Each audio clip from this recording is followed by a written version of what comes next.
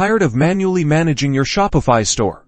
In this video, we'll show you how to connect Shopify to N8n and unlock the power of automation. First, make sure you have an N8n instance running, either locally or in the cloud. Open N8n and create a new workflow. This will be our canvas for connecting Shopify. Now, search for the Shopify Node in the Nodes panel and drag it onto the canvas. Next, we need to configure the Shopify Node with your store's credentials. We'll need your Shopify API key, password, and shop name. You can find these in your Shopify admin panel under Apps greater than Manage Private Apps. Be sure to grant the necessary permissions to the app for the data you want to access. Copy and paste your API key, password, and shop name into the corresponding fields in the N8n Shopify Node.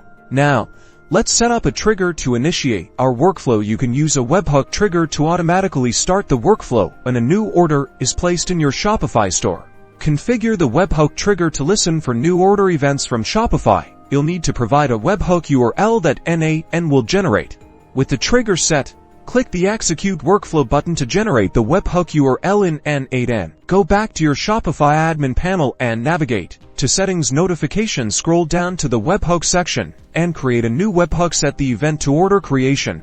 Paste the N8n webhook URL and select JSON as the format. Back in N8n, connect the Shopify Node to other nodes to create your desired automation. For example, you can connect it to an email node to send a notification when a new order is placed, or to a Google Sheets node to update your inventory. And that's it.